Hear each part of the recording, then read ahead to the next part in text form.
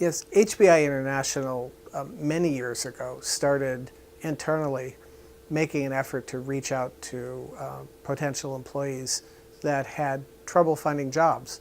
And one of the big groups that we spotted were people that had previous convictions, especially felony convictions.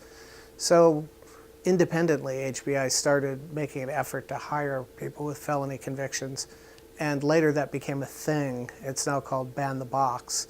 And a program was before the state senate to consider a ban the box for state employment. And HBI thought it was important to chime in as a business that had actual experience implementing such a program.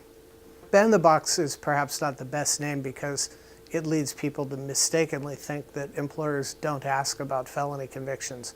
We do. And we consider the felony consistent with EEOC guidelines, when it was, the severity, the type of crime, and how it matches work. Moving the box means when you ask that question. We do ask that question, just not up front. We ask it at the time a job offer is extended. So in the way a business is usually run, right up front on an application, there's a box that says, have you ever been convicted of a felony? Yes or no, and then please describe. We don't put that on our application. An application is submitted without reference to any criminal past, and then we look at a person's qualifications, we interview them, and when the decision is made to extend a job offer, at that point we ask and tell the person, we're going to conduct a background check. Is there anything you want to tell us?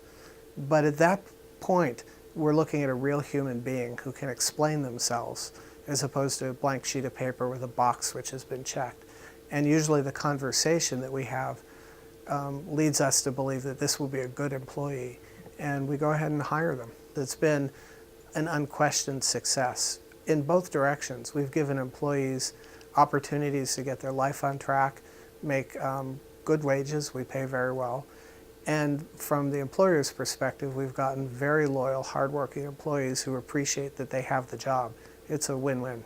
I would encourage employers to consider this. There's a lot of misinformation. One of the most common objections is people believe, oh, we'll have to hire rapists or something like that. And they believe that it requires employers to hire people that they don't want to hire. The law does not change one bit about hiring standards and practices. Nothing has changed. The only thing that has changed is when you ask that question. But the result of that change is really significant. Hiring rates for people with felony convictions go from under 10% to nearly 50%. And so that's a lot of people who are getting an opportunity, and a lot of business opportunities for employers to find excellent employees.